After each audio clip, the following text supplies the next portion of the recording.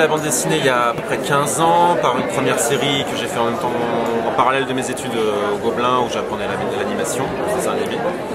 C'était un western, une trilogie chez Emmanuel Proust, un truc, un gros four, enfin ça m'a permis de me faire un peu la main. Et ma première, entre guillemets, vraie série que j'ai signée, c'est chez Vent d'Ouest, c'est Les 4 de Baker Street. Mon premier tome est sorti en 2009, donc ça fait 11 ans. On en est à 8 tomes aujourd'hui, le tome 8 était sorti en octobre dernier. Et depuis, j'ai repris La Quête de l'Oiseau du Temps. J'en suis à mon deuxième tome qui vient de sortir. Là, j'ai fait le tome 5 et le tome 6, j'ai pris la suite de Vincent Vallier. Et aussi, en parallèle, je suis sur un spin-off de Spirou sur Champignac, sur la jeunesse de Champignac. Donc le tome 2 aussi arrivera en fin d'année, si tout va bien. Voilà. Je crois comme tous les repreneurs de la quête, que ce soit Lidvin, Awamri ou Malier, j'étais fan de la série. On ne peut pas se lancer dans une aventure comme ça sans être fan déjà. Il faut de la motivation, on sait qu'on s'attaque à une montagne un peu, on va dire. Et du coup, le cahier des charges, je le connaissais, c'est-à-dire se plier à la quête, à la charte graphique visuelle, narrative de Régis et de Serge. Et faire le dos rond par rapport à Régis et les obéir, et on va dire obéir aux ordres. Quoi. Et comment je l'ai abordé, dans l'esprit d'apprendre, quoi. Vraiment c'était l'idée, quoi. Moi j'y allais pour le bénéfice, c'était surtout d'apprendre et de progresser. Je m'attaquais à un dessin qui était vraiment pas le mien. Quand j'ai proposé à Régis, c'est moi qui suis venu à lui parce que je savais que Vincent m'avait dit qu'il arrêtait. Un an après, je n'avais pas entendu de repreneur, de nouveaux dessinateurs pour la suite. Et donc j'ai contacté Régis que je connaissais aussi, je lui ai demandé s'il avait trouvé quelqu'un, il m'a dit non. J'ai voulu faire un test, histoire d'eux, parce que j'étais sur les 4 de Baker Street depuis un moment et les décors victoriens, au bout d'un moment, je commençais à vouloir voir autre chose et à dessiner autre chose. Et du coup, en arrivant, je lui ai dit je peux faire un test, il me dit oui, c'est pas du tout ton style, tu vas en chier, comme il dit. Et j'ai fait ok, je suis preneur. Ce qu'il aime lui, c'est l'opiniâtreté, quoi. C'est-à-dire en vouloir et se remettre en question, remettre le bleu de chauffe régulièrement. Et ce que j'ai fait, quoi, j'ai pas lâché l'affaire, il m'a fait refaire des recherches. Et il a vu que j'avais une marge de progression qui était bonne pour cette série, quoi. C'est-à-dire que et moi c'est ce que je cherchais. C'était un style de dessin complètement différent du mien, qui est à la base un peu sec, on va dire. Là on est dans un univers avec un ancrage gras, un peu plus végétal, je sais pas comment dire. Et c'est ce qu'il me fallait moi pour casser mes tics graphiques, mes habitudes, dans lesquelles je m'enterrais un peu, on va dire. Voilà. Ah, c'est compliqué ça.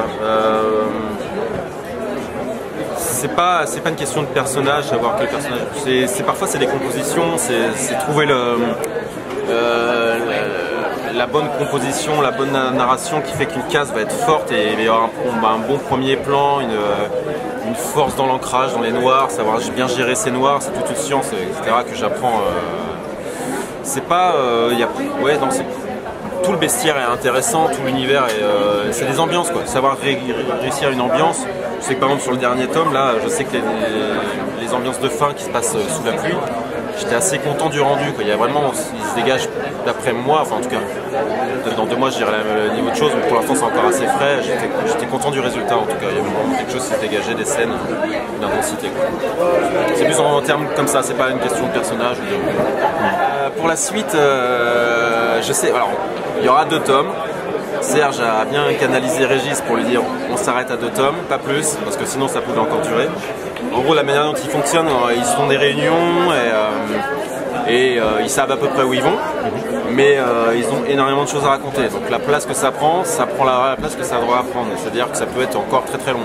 Régis, il a cette mentalité-là de dire on a le temps, on prend notre temps, on fait les choses bien, on pose les choses et on arrivera de toute façon un jour à terminer le truc, c'est qu'à un moment donné, les lecteurs, le gros problème de cette série, c'est la temporalité entre chaque album. Et ça a été plombé dès le départ par Lidvin et Awamri, qui ont mis beaucoup de temps chacun à réaliser leur album, qui sont magnifiques, mais il y a eu trop d'attentes entre chaque album. Et du coup, ça a plombé un peu la dynamique, quoi, on va dire, par rapport au lecteur. Même si Vincent Vallier a un peu rétabli la chose, et moi aussi, parce qu'entre guillemets, il n'y a eu que 2 ans entre mes 2 albums. Mais si on compare par rapport à la sortie du premier, je crois qu'il y a plus de 20 ans entre le tome 1 et le tome qui vient de sortir. Donc du coup, il reste que 2 tomes, et par rapport à tout ce qu'ils ont à raconter, je pense, ce que m'a raconté Serge en tout cas, parce qu'ils ont déjà commencé à écrire le prochain, ils ont écrit une 50aine de planches. On est dans une densité qui est quand même beaucoup plus forte, il y a beaucoup plus de résonance avec le premier cycle, des réponses comme par exemple justement comme tu parlais de Bulrog et de sa brûlure, les rapports entre Dragon et Mara qui vont quand même à un moment donné devoir conclure, il y a Bodias aussi qui est à côté, donc beaucoup de choses, il y a du fourreux, il y a plein de petites choses qui vont apparaître en résonance avec le premier cycle. Donc voilà. Pour l'instant, moi je sais que je suis sur le Champignac 2 et après j'ai le 4 de B469 à faire, dont j'ai fait pour chacun, j'ai fait les crayonnés entiers, donc j'ai déjà une grosse part du travail qui est fait. J'imagine que fin d'année, deuxième semestre, je pourrais commencer peut-être le tome 7 de la 4. Voilà. Si tout va bien, enfin, je ne suis pas non plus le seul décisionnaire. Voilà. Bah, je dirais de manière basique dans la tête de Régis, parce que en fait c'est plus par rapport à ma collaboration avec lui qui est souvent conflictuelle dans la douleur, parce que en fait on a des caractères différents, et humainement c'est quelqu'un d'adorable, etc. Pour le boulot il a une exigence qui est grande mais qui est normale, mais sa manière de bosser qui est très compliquée. Ça part dans tous les sens, il disparaît, il va réapparaître, et moi c'est vrai que heureusement que j'ai mes autres séries à côté, mais il a une manière de faire qui fait que bon, la temporalité n'est pas la même, on a le temps, on fait les choses bien et tout, mais moi j'ai une pression de l'éditeur à côté, vous voyez, je fais un peu le tampon, donc oui, par moments j'ai du mal à le comprendre. Et puis par moments c'est un peu électrique, quoi. Mais c'est comme ça, quoi. C'est aussi une tolération, ça se fait parfois dans la douleur, la création. Et là sur ce tome là, il y a eu un moment, il y a eu une bonne phase un peu compliquée, quoi. Mais à l'arrivée c'est bénéfique pour moi, j'y gagne énormément, je lui dois énormément.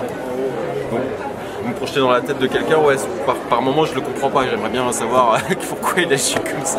Mais voilà, c'est tout, à part ça.